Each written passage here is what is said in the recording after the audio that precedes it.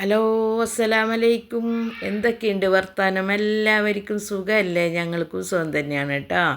ഞാൻ ഇന്ന് വന്നിരിക്കുന്നത്, നമുക്ക് അഫ്ഗാനി ചിക്കൻ ഉണ്ടാക്കാറുണ്ട്, അതേപോലെ തന്നെ അഫ്ഗാനി പനീർ കൊണ്ടാണ് ഞാൻ വന്നിരിക്കുന്നത്. ഒരു അടിപൊളി ടേസ്റ്റുള്ള ഒരു കറിയാണിത്. ചപ്പാത്തി, പൊറോട്ട, നെയ്ച്ചോറ് ഇങ്ങനെയൊക്കെ ഇതിനൊക്കെ ചേർത്ത് കഴിക്കാൻ പറ്റുന്ന ഒരു അടിപൊളി കിടുക്കാച്ചി ചിക്കൻ പനീർ അഫ്ഗാനിയാണ് ഞാൻ കൊണ്ടുവന്നിരിക്കുന്നത്. എന്നാൽ ശരി, നമുക്കിതൊന്ന് പെട്ടെന്ന് തന്നെ നമുക്കൊന്ന് വീഡിയോയിലേക്കൊന്ന് പോയിട്ട് ഈ അഫ്ഗാനി പനീർ എങ്ങനെയാണ് ഉണ്ടാക്കുന്നതെന്ന് നോക്കി കണ്ടുവന്നാലോ. അതിനു മുമ്പ് നിങ്ങൾക്ക് എൻ്റെ വീഡിയോ ഇഷ്ടപ്പെട്ട സപ്പോർട്ട് തരണം കേട്ടോ, സബ്സ്ക്രൈബ് ചെയ്യുകയും ചെയ്യണം. എന്നാൽ ശരി, നമ്മൾക്ക് അതിന് വേണ്ടി ഞാനൊരു 200 ഗ്രാം പനീർ എടുത്ത് ഇതേപോലെ വലിയ കഷ്ണങ്ങളായിട്ട് കട്ട് ചെയ്ത് വെച്ചിട്ടുണ്ട്. ഇതിലേക്ക് ഞാൻ 1 ടീസ്പൂണ് ഇഞ്ചി വെളുത്തുള്ളി പേസ്റ്റ് ചേർത്തിട്ടുണ്ട്. എൻ്റെ വീഡിയോ എന്താണെന്നറിയില്ല, ഓഫായിട്ട് പോകുന്നു, അതുകൊണ്ടാണ് അത് പെട്ടുപോയി. അതിലേക്ക് തന്നെ 1 ടീസ്പൂണ് കുരുമുളക് പൊടിയും ആവശ്യത്തിനുള്ള ഉപ്പ്, പിന്നെ കുറച്ച് മല്ലിയില പൊടിയായി അരിഞ്ഞതും ചേർത്ത് കൊടുത്തതിന് ശേഷം 1 ടീസ്പൂണോളം സൺഫ്ലവർ ഓയിലും ചേർത്ത് നല്ലതുപോലെ മിക്സാക്കി മാറ്റി വെക്കാം. ഇനി നമ്മൾക്ക് ഒരു ഫ്രൈ പാൻ എടുത്ത് അടുപ്പത്ത് വെച്ചിട്ടുണ്ടായിരുന്നു ഞാൻ. അതിലേക്ക് 1 ടേബിൾ സ്പൂണോളം നമ്മൾ സാധാരണ സൺഫ്ലവർ ഓയിൽ തന്നെ ഞാൻ ചേർത്ത് കൊടുത്ത് അതിലേക്ക് തന്നെ ഞാൻ ഒരു 2 ഉള്ളി, അതേപോലെ ഒരു 3 പച്ചമുളക്, ഒരു കഷ്ണം ഇഞ്ചി, ഒരു 3 നമ്മൾ വെളുത്തുള്ളി അല്ലി ഇത്രയും ചേർത്ത് നല്ലതുപോലെ തന്നെ ഇതൊന്ന് വാട്ടിയിട്ടെടുക്കണം. കുറച്ച് വലിയ കഷ്ണങ്ങളാക്കിയിട്ട് തന്നെ ഉള്ളിയൊക്കെ കട്ട് ചെയ്തിട്ടിട്ടോ. ഇത് നമ്മൾക്ക് നല്ലതുപോലെ വാടി വന്നു കഴിഞ്ഞാൽ നമുക്കിതൊന്ന് അരച്ചിട്ടൊരു പേസ്റ്റ് ആക്കേണ്ടതാണിത്.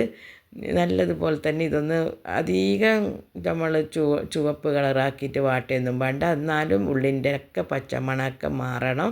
അതൊക്കെ മാറുന്നത് വരെ നല്ലതുപോലെ വാടിയിട്ട് വരണം. അതിൻ്റെ ഇടയിൽ ഉള്ളിയൊക്കെ നല്ലതുപോലെ വാടി വരുമ്പം അതിലേക്കൊരു കൈപ്പിടി നിറച്ചും തന്നെ നമുക്ക് മല്ലിയിലയും ചേർത്ത് കൊടുക്കാം.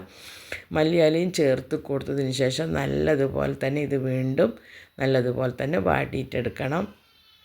നമ്മൾ ഉള്ളിയൊക്കെ നല്ലതുപോലെ ഞാൻ വാട്ടിയിട്ടൊക്കെ എടുത്തിട്ടുണ്ട്. ഇനി നമുക്കിതൊരു പ്ലേറ്റിലേക്ക് മാറ്റി കൊടുക്കാം, കാരണം ഇതൊന്ന് ചൂടാറിയതിന് ശേഷം നമുക്ക് നല്ലതുപോലെ ഇതൊന്ന് അരച്ചെടുക്കാം.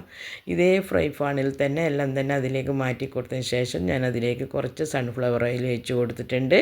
ഓയിൽ ഒഴിച്ച് കൊടുത്തതിന് ശേഷം അതിലേക്ക് നമ്മൾ മസാല തേച്ച് വെച്ച നമ്മളെ പനീർ ഓരോരോ പീസാക്കി അതിലേക്ക് ഇട്ട് കൊടുത്തതിന് ശേഷം അധികം മൊരിക്കണ്ട.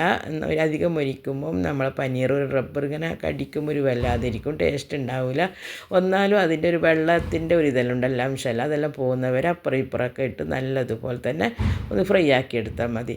നമ്മളെ ഉള്ളിയൊക്കെ നല്ലതുപോലെ തന്നെ ചൂടൊക്കെ ആറിയിട്ടുണ്ട്. ഞാൻ ഇതിലേക്ക് അരക്കുമ്പം ഞാൻ 2.5 ടേബിൾ സ്പൂൺ പുളിയില്ലാതെ തൈര് ചേർത്തിട്ടുണ്ട്. ഞാൻ പറഞ്ഞല്ലോ, എൻ്റെ വീഡിയോ ഞാൻ ഓണാക്കി വെക്കും, കുറച്ച് കഴിയുമ്പോൾ അത് ഓഫായി പോകുന്നുണ്ട്. എല്ലാം അരച്ചിട്ട് കൊണ്ടുവന്നിട്ടുണ്ട്. ഇനി നമുക്ക് അരച്ച അരപ്പ് ഒരു പാത്രത്തിലേക്ക് മാറ്റി കൊടുക്കാം. നല്ലതുപോലെ ഫൈനായിട്ട് തന്നെ അരക്കണം. ഒട്ടും കഷ്ണങ്ങളോ ഒന്നും ഇല്ലാതെ തന്നെ അരക്കണം. പിന്നെ അതിലേക്ക് ഞാൻ ചേർത്ത് കൊടുക്കുന്നത് ഒരു 3/4 ടീസ്പൂണോളം മഞ്ഞൾപ്പൊടി ചേർത്ത് കൊടുത്തിട്ടുണ്ട്. മഞ്ഞൾപ്പൊടിയും ചേർത്ത് കൊടുത്തതിന് ശേഷം പിന്നെ ഞാൻ അതിലേക്ക് ചേർക്കുന്നത് ഒരു 2 ടീസ്പൂണോളം നമ്മളെ മല്ലിപ്പൊടിയാണ്. മല്ലിപ്പൊടിയും ചേർത്ത് കൊടുക്കുക. മല്ലിപ്പൊടിയും ചേർത്ത് കൊടുത്തതിന് ശേഷം പിന്നെ ഞാൻ അതിലേക്ക് ചേർത്ത് കൊടുക്കുന്നത് ഒരു 3/4 ടീസ്പൂണോളം നമ്മൾ ചെറിയ ജീരകം പൊടിച്ചതില്ലേ, അതും ചേർത്ത് കൊടുക്കാം. അതും ചേർത്ത് കൊടുത്തതിന് ശേഷം പിന്നെ ഞാൻ അതിലേക്ക് ഒരു 1.5 ടീസ്പൂണോളം നമ്മളെ കാശ്മീരി ചില്ലി പൗഡറാണ് ഞാൻ ചേർത്ത് കൊടുക്കുന്നത്. അതും ചേർത്ത് കൊടുത്ത് എല്ലാം തന്നെ ചേർത്ത് നല്ലതുപോലെ ആവശ്യത്തിനുള്ള ഉപ്പൊക്കെ ചേർത്ത് നല്ലതുപോലെ ഇതൊന്ന് മിക്സ് ആക്കിയിട്ടെടുക്കണം. മിക്സ് ആക്കിയിട്ട് നല്ലതുപോലെ ഒരു പേസ്റ്റ് ആക്കിയിട്ട് നമുക്കിതൊന്ന് മാറ്റി വെക്കാം. ഞാൻ എല്ലാം തന്നെ നല്ലതുപോലെ കലക്കിയിട്ടൊക്കെ എല്ലാം തന്നെ നല്ലപോലെ മിക്സ് ആക്കിയിട്ടൊക്കെ മാറ്റി വെച്ചിട്ടുണ്ട്. ഇനി നമ്മൾക്ക് എന്താക്കണം, നമുക്കിതെങ്ങനെയാണ് അഫ്ഗാനി പനീർ ഉണ്ടാക്കുന്നത് നമുക്കൊന്ന് കണ്ടു നോക്കിയാലോ. അതിനു വേണ്ടി ഞാൻ ഒരു പാത്രം എടുത്തിട്ട് അടുപ്പത്ത് വെച്ചിട്ടുണ്ടായിരുന്നു.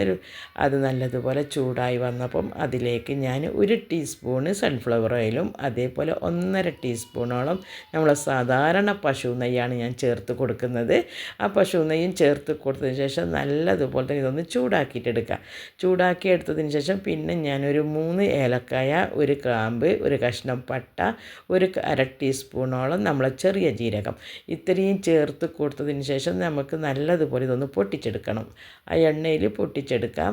ഇതെല്ലാം തന്നെ നല്ലതുപോലെ തന്നെ പൊട്ടി വരുമ്പോൾ നമുക്ക് പിന്നെ ചേർത്ത് കൊടുക്കുന്നത് നമ്മൾ കലക്കി വെച്ചിട്ടില്ലേ, നമ്മൾ കലക്കി വെച്ച നമ്മളെ കറീൻ്റെ മസാലക്കൂട്ട്, ആ മസാലക്കൂട്ട് ചേർത്ത് കൊടുക്കാം. അത് പാത്രമൊക്കെ കഴുകി കുറച്ച് വെള്ളം ചേർത്ത് കൊടുത്തിട്ടുണ്ട്.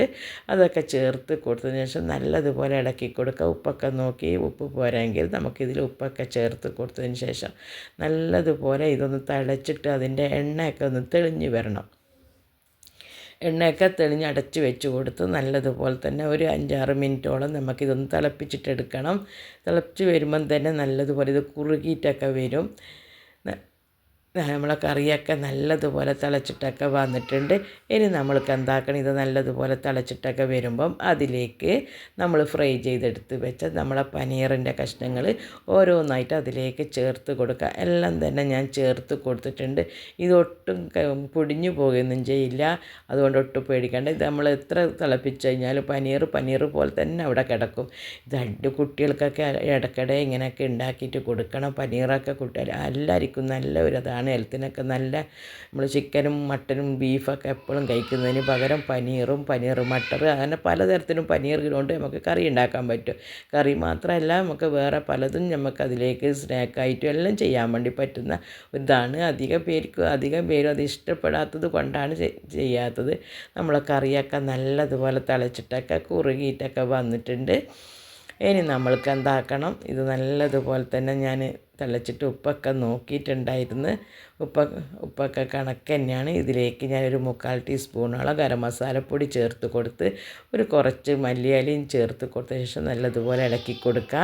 ഇളക്കി കൊടുത്തതിന് ശേഷം ഞാൻ ലാസ്റ്റ് ഇതിലേക്ക് ചേർത്ത് കൊടുക്കുന്നത് നമ്മളെ കസ്തൂരി മെത്തിയാണ്, നമ്മളെ ഉലുവൻ്റെ ഇല പൊടിച്ചത്, അതും ചേർത്ത് കൊടുത്തതിന് ശേഷം നമുക്കിതൊന്ന് നല്ലതുപോലെ ഒന്ന് ഇളക്കി കൊടുത്തതിന് ശേഷം നമുക്കിതൊന്ന് ഓഫാക്കി വെക്കാം. ഇനി നമുക്ക് തിളപ്പിക്കേണ്ട. ഇനി തിളച്ചിട്ട് വരുമ്പോൾ കറി നല്ലതുപോലെ കുറുകിപ്പോവും, അന്നേരം ഒട്ടും ടേസ്റ്റ് ഉണ്ടാവില്ല. ഇത്ര മതി നമ്മൾക്ക് കറി. ഞാനിതാ ഉലുവൻ്റെ പൊടിയൊക്കെ ചേർത്ത് എല്ലാം ചേർത്തതിന് ശേഷം നല്ലതുപോലെ ഒന്ന് ഇളക്കി കൊടുത്തതിന് ശേഷം ഞാനിതൊന്ന് അടച്ച് വെച്ചിട്ട് കറി ഓഫാക്കിയാണ്. നമ്മളെ കറിയൊക്കെ നല്ലതുപോലെ തന്നെ ഞാൻ ഓഫാക്കിയിട്ടൊക്കെ ഞാനൊരു 10-15 മിനിറ്റൊക്കെ കഴിഞ്ഞിട്ടാണ് തുറന്ന് നോക്കിയത്. ചപ്പാത്തിക്ക് കൂട്ടാൻ വേണ്ടിയാണ് ഇത് ഞാൻ ഉണ്ടാക്കിയത്. അടിപൊളി ടേസ്റ്റാണ്. നിങ്ങളെല്ലാവരും ഉണ്ടാക്കി നോക്കി അഭിപ്രായം പറയണം. അതേപോലെ തന്നെ എൻ്റെ വീഡിയോ ഇഷ്ടപ്പെടുന്നുണ്ടെങ്കിൽ നിങ്ങൾ ലൈക്കും സപ്പോർട്ടും തരണം. അതേപോലെ പുതിയ ആരെങ്കിലും വീഡിയോ കാണുന്നുണ്ടെങ്കിൽ നിങ്ങൾ സബ്സ്ക്രൈബ് ചെയ്തിട്ട് വീഡിയോ കാണാൻ വേണ്ടി നോക്കുക. അതേപോലെ അതിൻ്റെ തൊട്ടടുത്തുള്ള ബെൽ ബട്ടനും കൂടി പ്രസ് ചെയ്യുക, എന്നെങ്കിലും ഞാൻ വീഡിയോമ്പോൾ നോട്ടിഫിക്കേഷൻ വരും. എന്നാൽ ശരി, വീണ്ടും നല്ലൊരു വീഡിയോ ആയിട്ട് വരുന്നവരെ അസ്സലാമു അലൈക്കും. Thank you.